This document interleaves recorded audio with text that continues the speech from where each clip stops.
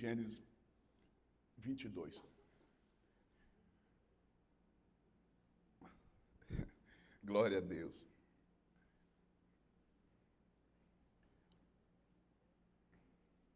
A vontade de ministrar essa palavra me veio agora pela manhã. Quando eu chego pela manhã, eu fico na salinha ali em tranco, fico ali na salinha, revendo o que eu escrevi, anotei, acrescentando ou tirando alguma coisa.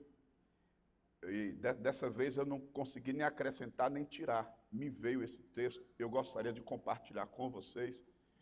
Eu fiz aqui sublinhei algumas coisas aqui. Eu gostaria de compartilhar com vocês. É um texto bem conhecido, Gênesis 22. Deus prova a Abraão. Depois dessas coisas, pôs Deus Abraão à prova. Ele disse: Abraão, este lhe respondeu: eis-me aqui. Acrescentou Deus: toma teu filho,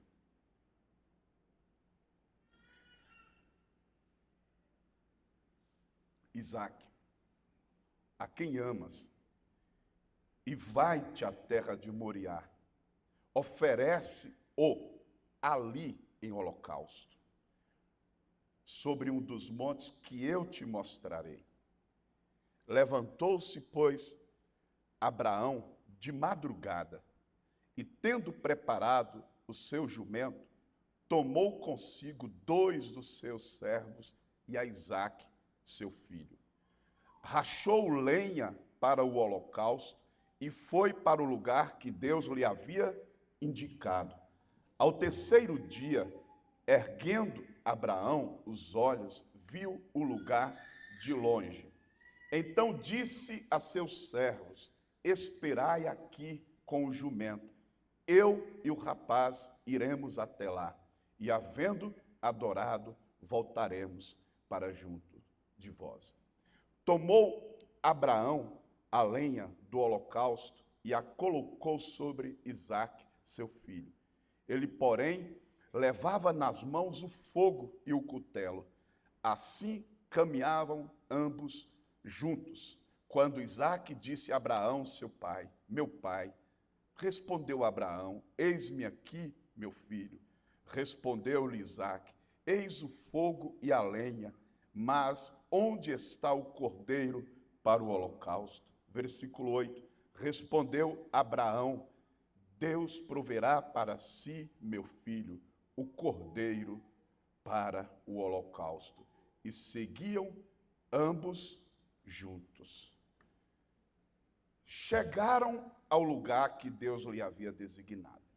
Ali edificou Abraão um altar, sobre ele dispôs a lenha, amarrou Isaque, seu filho, e o deitou no altar em cima da lenha. 10. E estendendo a mão, tomou o cutelo para imolar o filho. Mas do céu lhe bradou o anjo do Senhor: Abraão, Abraão. Ele respondeu: eis-me aqui. Versículo 12. Então lhe disse: não estendas a mão sobre o rapaz, e nada lhe faças, pois agora sei que temes a Deus, porquanto não negastes o filho, o teu único filho. Tendo Abraão erguido os olhos, viu atrás de si um carneiro preso pelos chifres entre os arbustos. Tomou Abraão o carneiro e o ofereceu em holocausto em lugar de seu filho. E pôs Abraão por nome àquele lugar: o Senhor proverá. Daí dizer-se até o dia de hoje: no monte do Senhor se proverá. Pai, fala conosco, por favor. Fala conosco, Espírito Santo.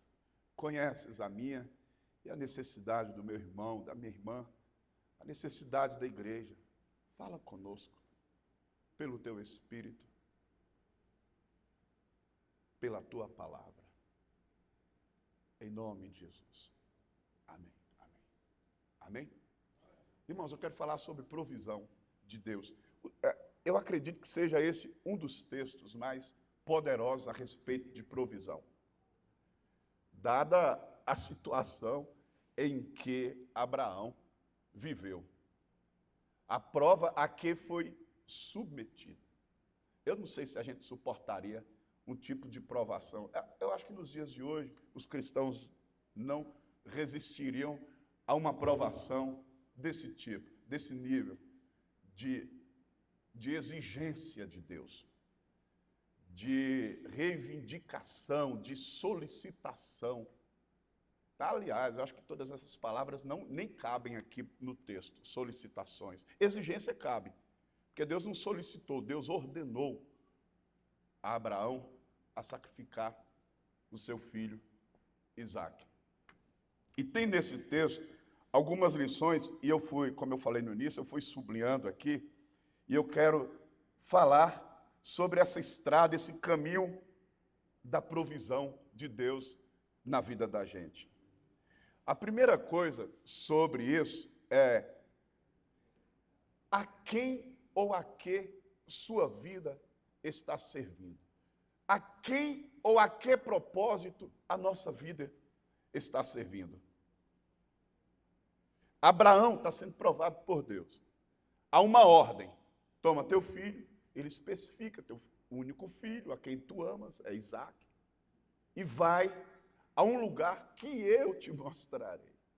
Eu vou te mostrar. Na proporção que você for caminhando, eu vou revelando. Fé é isso, é o pão nosso de cada dia, a fé nossa de cada dia. Deus vai falando e vai acrescentando e vai revelando a cada passo de fé que a gente vai dando. E Deus ordenou a Abraão a sacrificar Isaque, a levá-lo para uma terra que ele haveria de mostrar a Isaque. E quando Deus o chama pelo nome, Abraão, de imediato, Abraão responde, eis-me aqui. Eu estou aqui, eu estou à disposição.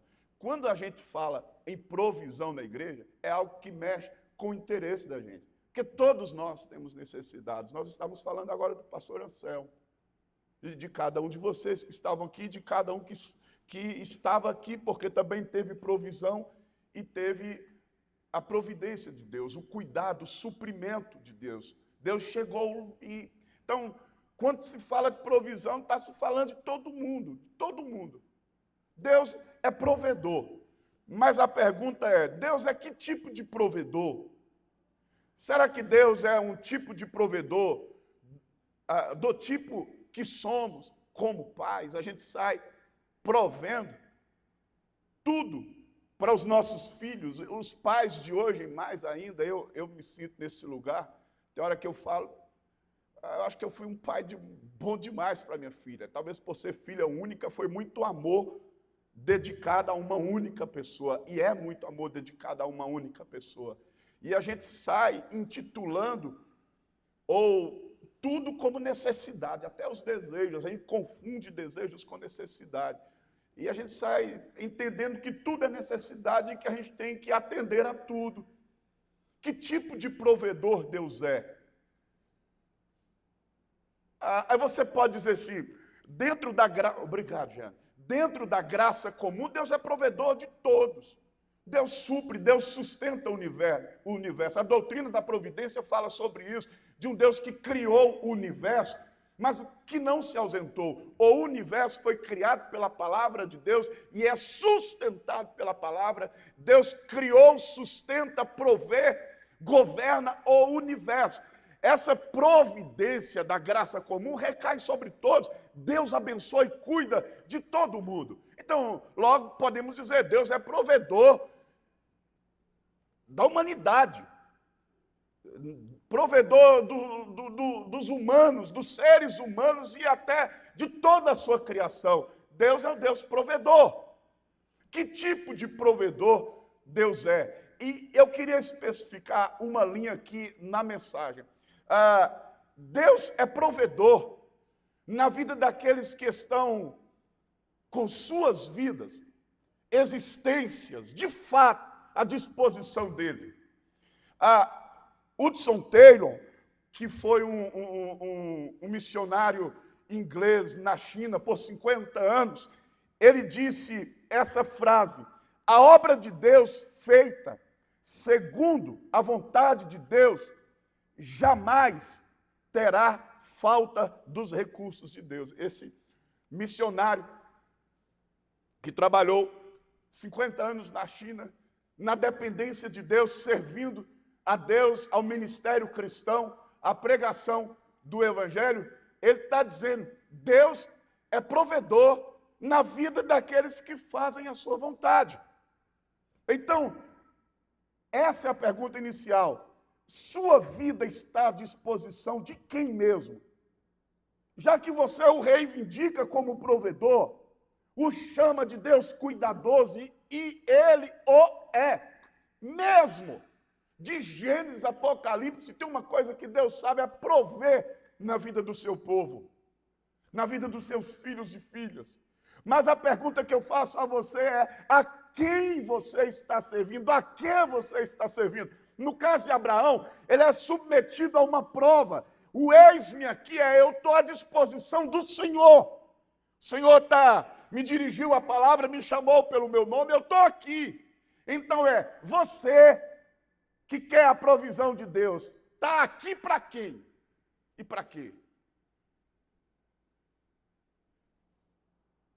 Quando você adquire essa consciência de que o seu eis-me aqui foi para Deus, irmão, de fato, você começa a conhecer um Deus poderosamente, extraordinariamente, absurdamente provedor.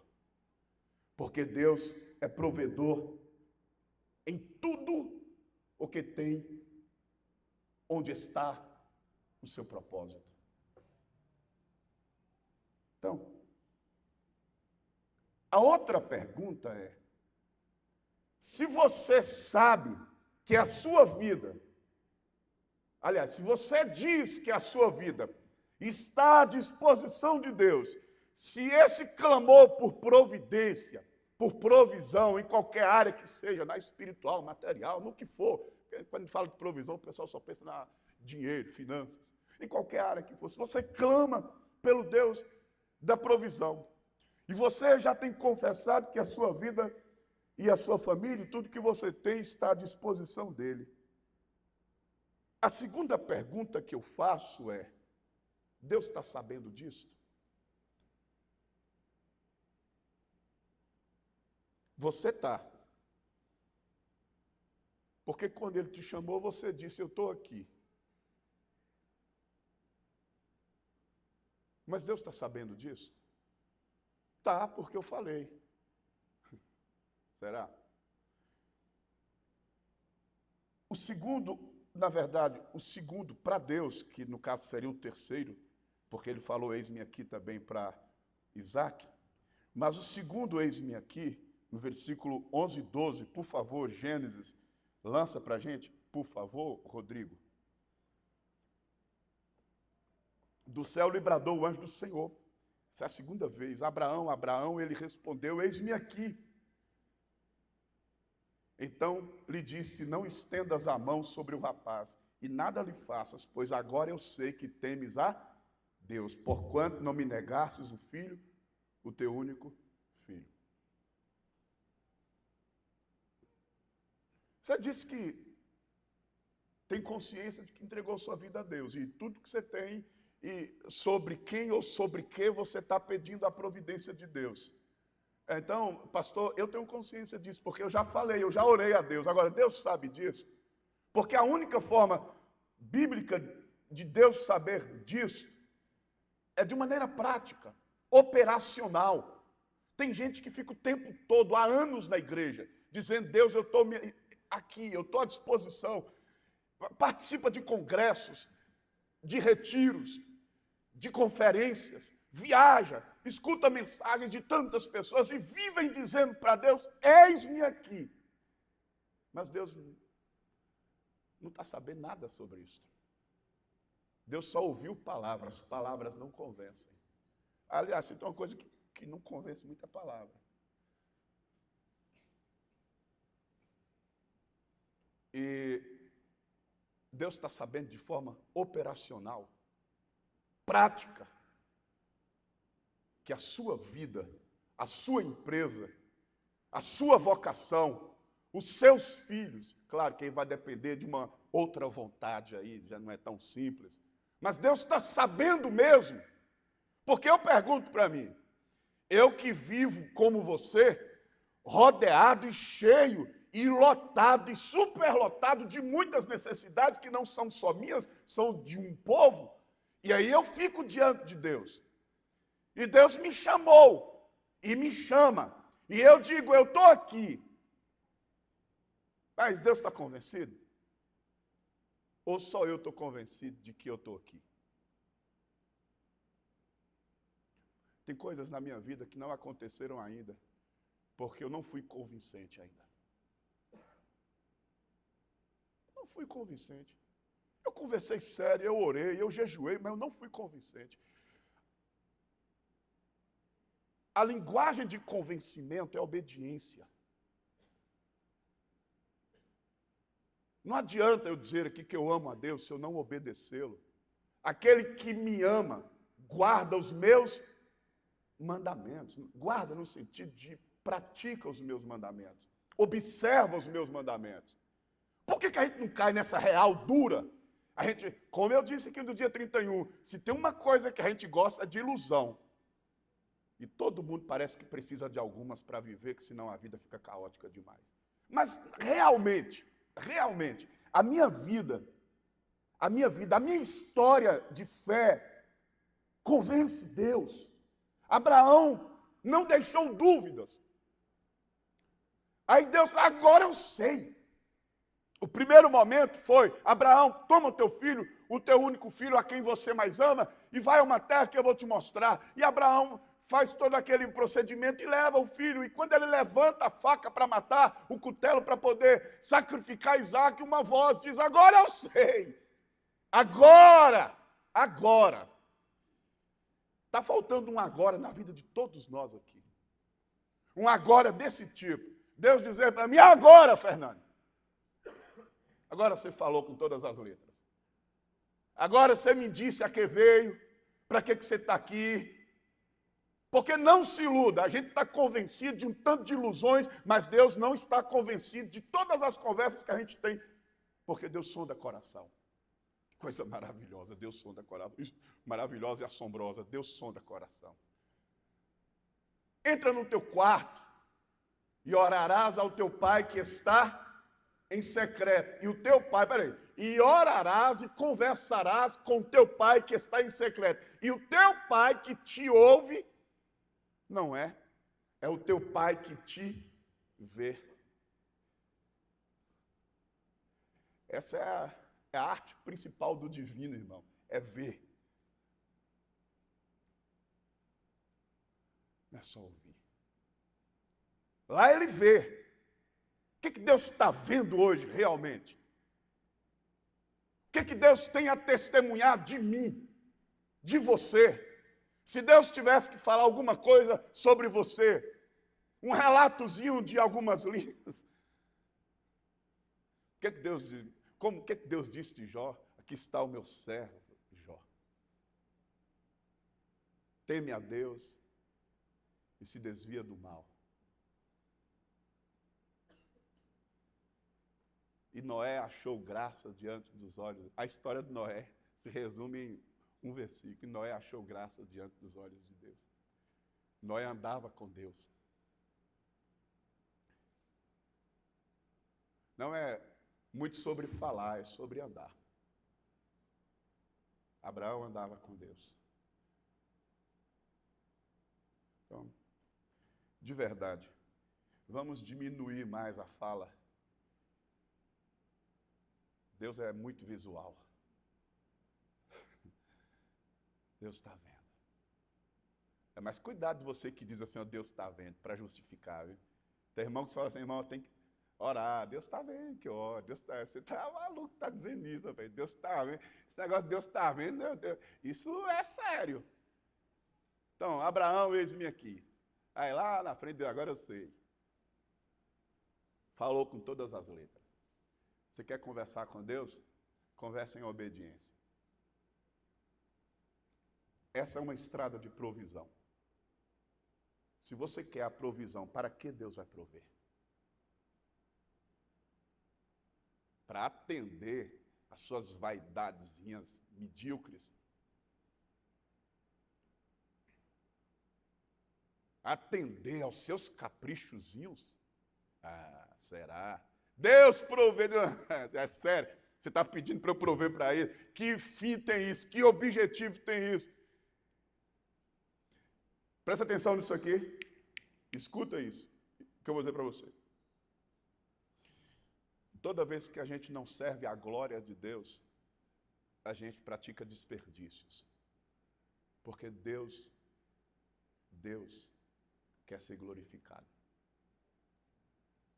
Esta morte ou esta doença não é para a morte, e sim para que o Filho de Deus seja glorificado.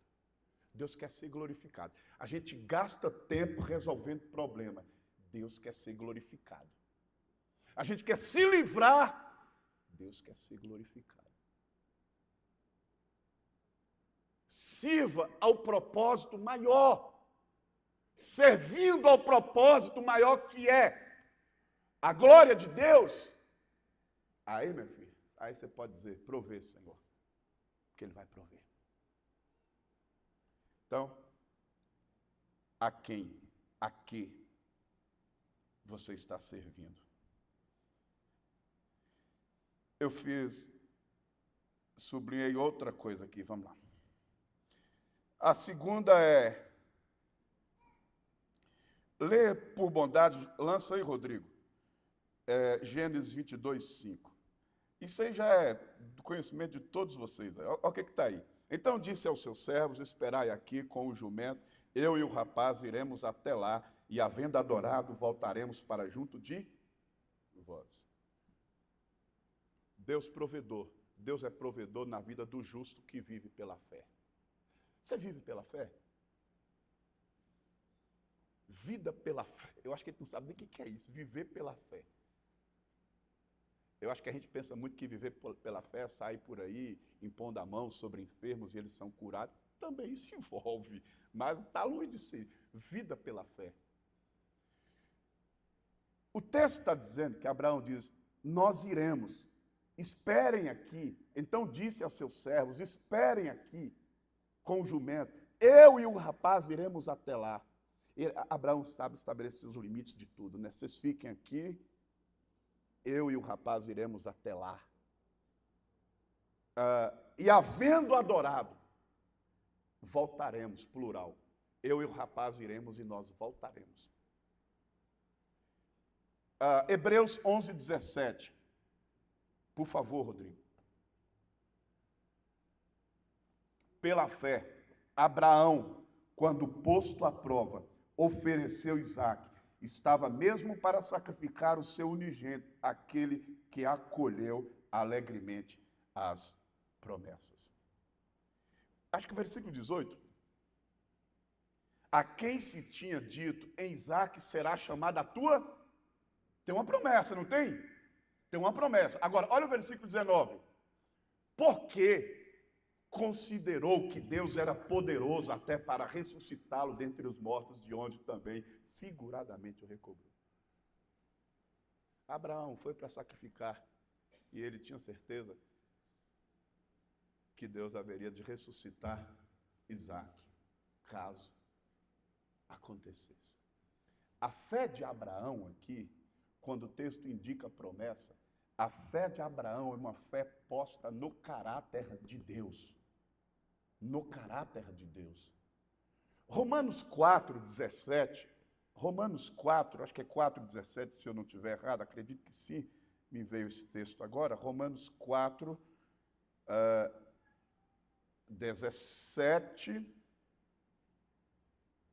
Isso, a partir do 17. Como está escrito, por Pai de muitas nações te constituí, perante aquele no qual creu, o Deus que vivifica os mortos e chama à existência as coisas que não existem. 18. Abraão esperando contra a esperança. Quer dizer, ele esperou, ele creu onde não houve possibilidades de crença, esperou onde não havia nada diante dele. Abraão esperando contra a esperança. Creu para vir a ser pai de muitas nações, segundo lhe fora dito, assim será a tua descendência. E sem enfraquecer na fé, embora levasse em conta o seu próprio corpo amortecido, sendo já de 100 anos e a idade avançada de Sara, não duvidou por incredulidade da promessa de Deus, mas pela fé se fortaleceu, dando glória a Deus, estando plenamente convicto de que ele era poderoso para cumprir o que prometera. A fé de Abraão transcende promessa. A fé de Abraão é fé no caráter. É fé no caráter, é fé na promessa, é fé no caráter, sobretudo no caráter de quem fez a promessa. Esse tipo de fé, volta ao texto, por favor, de Gênesis 22, olha algumas observaçõezinhas do texto, alguns sinaizinhos, algumas evidências de fé. Fé no caráter de quem fez a promessa. Olha o versículo, logo no versículo 1 do capítulo 22, o que é que nós encontramos? Obediência a uma palavra. Então, o que é que nós temos? Nós temos um homem que crê e, crendo, segue uma direção. Uma coisa que eu fico triste é quando eu percebo que tem um monte de pessoas na igreja que não tem uma direção de Deus. Não tem uma direção de Deus. Elas vivem muito aleatoriamente. Elas não têm uma palavra, não carregam uma palavra de Deus. Elas não vivem por uma palavra de Deus. Irmãos, eu vivo esses anos todos e viverei até que Cristo volte ou até que eu morra por uma palavra que eu recebi no quarto da minha avó quando eu tinha 18, 19 anos. Aquela palavra que Deus me deu no quarto da minha avó, eu vivo por ela e vou viver por aquela direção até hoje. Que direção você tem de Deus? Abraão tem uma voz. Deus o chama pelo nome e ele segue a direção. Então, é uma fé direcionada, uma fé que tem norte, que tem itinerário certo.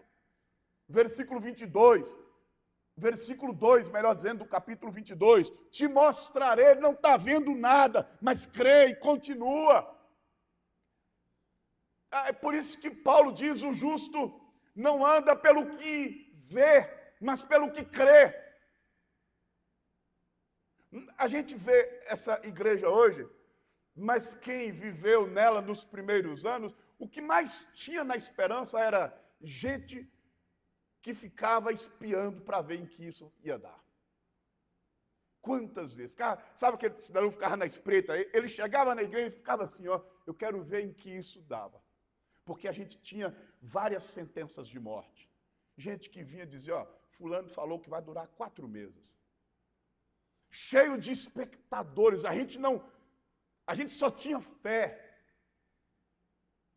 Só fé. Fé numa palavra, numa direção. A gente não via, não enxergava nada, era tudo muito difícil. Assim foi sua vida, assim tem sido sua vida. Eu vou te mostrar, você tem uma palavra, tem uma direção, ande na palavra que Deus te deu. Siga a direção de Deus. Agora, se você não tem, irmão, está precisando pensar, repensar sobre fé cristã. Ou, no mínimo, se enquadrar na grande comissão que já resolve um tanto. Ide por todo mundo pregar o evangelho, já é a direção que faz sentido. Então, eu vou te mostrar. Eu não estou... Vai, rapaz, vai. O que Deus está colocando diante? Vai, eu não estou vendo nada acontecer. Vai, mas eu não vislumbro nada, não há evidências de nada. Vai, segue, caminha. O justo viverá pela fé. O pão nosso de cada dia, o de cada dia vá. Continue vivendo a providência de Deus um dia de cada vez. Vá, segue. Você não tem uma palavra, você não tem uma direção, você não tem uma vocação, não há uma chama no seu coração, não há algo que queima. Então segue. Eu vou te mostrar. A outra, no versículo 23, levantou-se. Saia do conforto. Saia da acomodação. Versículo 3, levantou-se. É uma fé que se levanta, não é passiva. Se levantou. Versículos 6 e 8, tem uma expressão interessante, caminhavam juntos. Irmão, as coisas acontecem, esse é jargão, mas vai lá, as coisas acontecem enquanto a gente caminha. Bote a fé em movimento.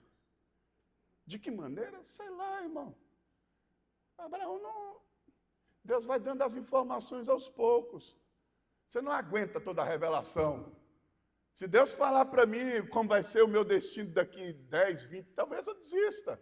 Ou as pressões que eu vou viver, que você vai viver. Você já pensou Deus dizendo a Moisés, Moisés, pega esse povo e leva, passa pelo deserto, chega na terra prometida. Agora, Moisés, eu vou conversar com você aqui. Traz o povo aqui, eu vou ter uma reunião geral, uma sessão geral de informação sobre o percurso no deserto, a trajetória no deserto. Vai acontecer isso, vai acontecer isso. Vai. Deus vai dando fé a cada dia. Vai fortalecendo sua fé a cada luta. Não pense que você está despreparado para a luta que virá amanhã, não, porque amanhã Deus vai prover a fé necessária. Não pensa que você vai estar despreparado para enfrentar os desafios da caminhada amanhã, não, porque amanhã Deus vai te dar a porção de fé necessária. A quem Deus dá responsabilidades, Deus dá fé. A quem Deus dá visão, Deus dá fé. E, meu Deus do céu, como é que você pode crer diferente disso? O que eu fico pensando e sempre falei é o que Deus tem colocado no seu coração. Neemias, caminhando sobre os escombros de Jerusalém, ele diz, Deus pôs algo no meu coração. O que Deus tem colocado no seu coração? Eu admiro muito gente que tem direção de Deus para a vida, em todas as áreas. Que conduz sua família com a direção de Deus, que conduz sua empresa com a direção de Deus, que conduz seus negócios com a direção de Deus, seu ministério com a direção de Deus. Então, o que Deus tem falado? Continue caminhando. Versículo 10. Versículo 10, Abraão faz o quê? Levanta o cutelo para imolar Isaac. Matou Isaac no coração. Escuta isso aqui. Viver pela fé, para viver a provisão, quase sempre Deus vai levar você ao limite. Quem depende de Deus entende o que eu estou falando. Quem ousa viver pela fé sabe que tem hora que Deus te leva ao limite dos limites. O segundo semestre da nossa igreja acho que um dos tempos mais difíceis que a gente viveu. Não pense que foi só financeiro, não. Foi batalhas terríveis que a gente viveu. Dificuldades extremas mesmo. Não foi fácil o segundo semestre da igreja. Mas, irmão, eu carregava o peso, e a gente carrega o peso da responsabilidade. E aquilo gera muita aflição no coração da gente. E eu ficava o tempo todo dizendo, Deus, o Senhor sabe, eu conheço o Senhor, eu conheço. Eu conheço o Senhor. Você sabe que tem áreas na sua vida que você conhece Deus, né? Não em todas, mas tem experiências que você tiver ou teve com Deus que te trouxe essa qualificação de conhecimento. Eu conheço Deus. Tem gente na área. Juliana aqui. Juliana teve um diagnóstico de morte. Você vai morrer. A medicina, as ciências sentenciaram ela. Você vai morrer. Está viva. Claro, né? Agora, fala para Juliana, tenta convencer Juliana que Deus não cura. Você acha que você vai convencer ela que Deus não cura? Você imagina a forma como ela orou pelo pastor Anselmo? Tem experiências que a gente teve com Deus que traz essa qualificação para a gente. Conheço a Deus. E eu dizia, Deus, eu conheço o Senhor. A gente não chegou aqui aventurando, não. Eu conheço o Senhor. Irmãos, é porque eu não posso, mas eu gostaria tanto de contar os resultados disso, dos milagres que Deus realiza. É porque tu não tem autorização para contar. A gente devia contar as coisas boas na igreja. As fofocas andam com uma pressa, meu irmão, quando a coisa é ruim, o negócio é uma agilidade, uma pressa, mas eu não posso contar. Mas, eu vi tantos milagres também. Olha para cá. Se o nível da pressão e da provação aumentou, prepare-se, Porque Deus vai elevar também o nível dos milagres e das manifestações dele na sua vida. E se você está aí, desenvolva fé. Deus leva um limite quando eu penso que agora... Uma ligação, uma mensagem, uma resposta. Se você está no seu limite, glória a Deus. O seu limite é o exato momento da providência de Deus na sua vida. Pastor, já estou com a faca levantada há muito tempo. Eu já estou... A minha aprovação não está no início, quando eu ouvi Deus, não, pastor. Eu nem estou mais organizando as coisas para fazer o holocausto, o sacrifício. Eu já fiz o percurso, eu estou no altar. Minha mão já está levantada, eu estou no limite da aprovação divina. No limite da aprovação divina, Deus se manifestará. Eu vi isso esse ano. Porque a gente fala de provações, eu vi isso esse ano. De forma estrondosa, assim. Oh, Jesus da glória. Meu Deus. Ah, papai. Eu encerro. Isso aqui, ó. Guarda isso aqui. Versículo 8. Você vai orar diferente a partir de hoje. Eu não sei se você vai ter coragem de orar assim. Mas, versículo 8. Respondeu Abraão. Ele responde para quem aqui? Para Isaac. Deus proverá para si, meu filho, o cordeiro para o holocausto.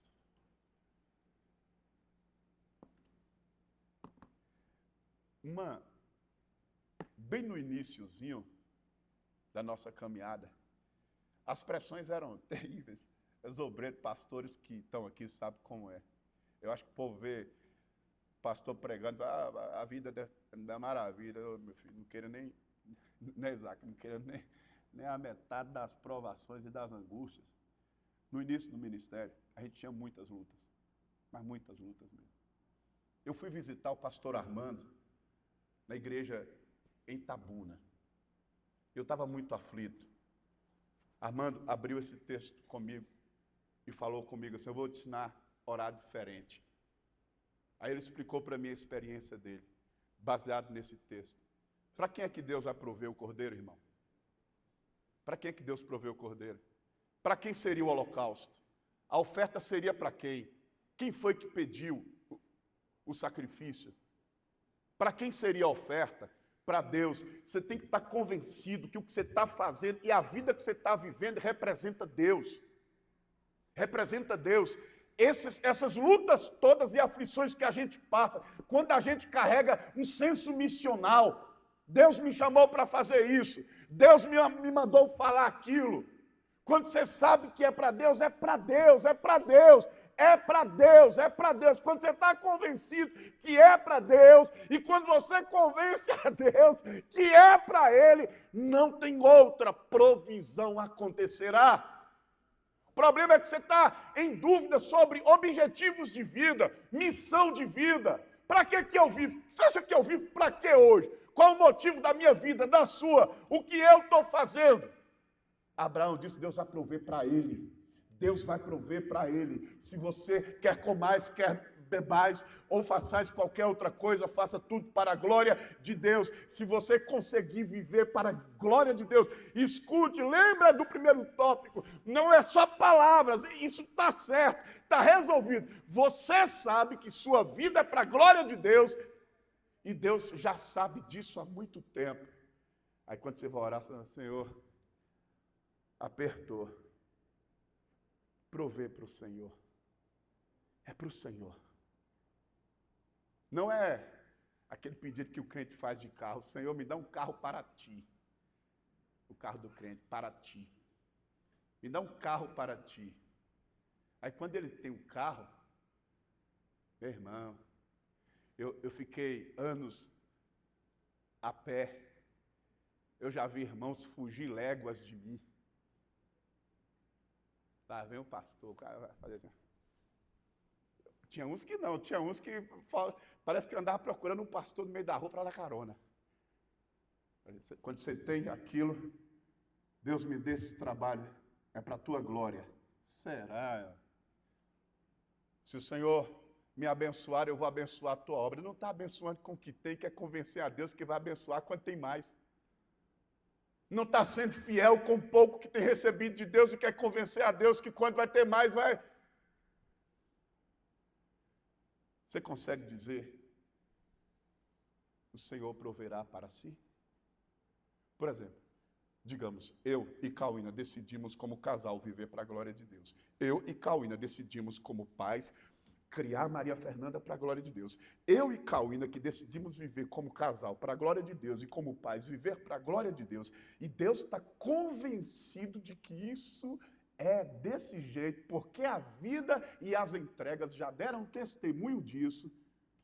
Aí eu chego para Deus, Senhor, para a glória do Senhor, prover no meu casamento mais alegria, prover no meu casamento mais paz, prover no meu casamento mais bênçãos do Senhor, prover na vida da minha filha mais temor, mais conversão. Você está entendendo? É que você não está, nem você está convencido ainda do objetivo final de sua vida. Você está vivendo para pagar a feira, rapaz. Isso é legal, eu acho legal, eu acho legal. Eu acho até honroso, digno você pagar a feira. Mas você entender que a fé cristã se resume a pagar boletos de carro que você comprou e de casa que você comprou, irmão, você está perdido nesse mundo. Você está perdido nesse mundo.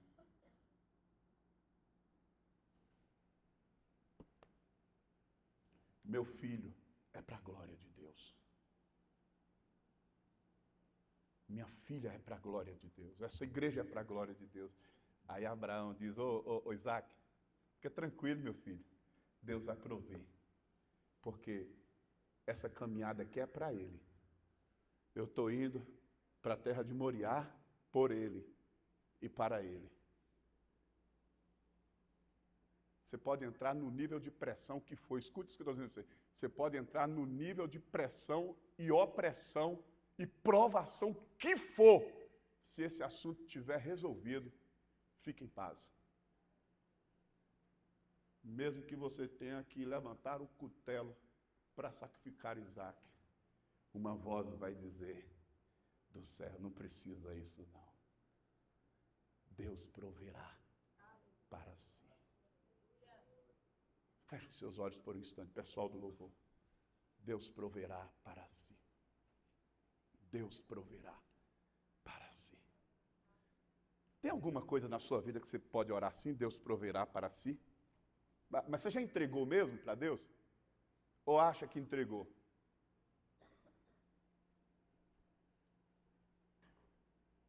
Deus proverá para si uma esperança mais forte, uma igreja mais viva, uma igreja mais operante na fé, uma igreja que irá alcançar vidas, salvar, transformar famílias pelo poder do Evangelho, pelo poder do Espírito Santo. Deus proverá para essa igreja. Deus proverá para si. Se o teu viver é como Paulo, não vivo eu, mas Cristo vive em mim, se for assim, irmão. Por isso que o texto lá de João 15 fala, se vocês permanecerem em mim, e as minhas palavras permanecerem em vocês, olha só o que Jesus fala, se vocês permanecerem em mim, e a minha palavra permanecer em vocês, o que vocês pedirem, será feito. Não vai ter pedido errado, irmão. Você já está nele, as palavras dele em você. A sua vida é para ele. Esses dias eu estava orando, e num momento de profunda angústia do meu coração, eu consegui dizer para Deus, nada justifica a continuidade de minha vida nesta terra, se não for para te servir. E aí você pode dizer para Deus, o Senhor pode sondar o coração. Deus é mais visual, muito mais do que auditivo. Deus escuta, mas Deus vê. E o que Deus está vendo no seu coração? Você está prestando sua vida para quê? Está se enganando? Liberta-nos, ó Pai, nesta manhã, das nossas ilusões, fantasias. Faça esta igreja viver para a tua glória, a tua filha, o teu filho, esse casamento para a glória de Deus, essa família para a glória de Deus, essa vocação para a glória de Deus, esse ministério para a glória de Deus, para a glória de Deus, para a glória de Deus, para a glória de Deus. Nos ajude a dizer para o Senhor que isso é verdade, ou torne isto verdade nas nossas vidas mais do que palavras. Nos ajude a expressar que a nossa vida é para a tua glória, que a gente pode, à semelhança de Abraão, dizer: Deus vai prover para ele. Eu estou indo para o altar para sacrificar para Deus, para entregar para Deus. Em nome de Jesus.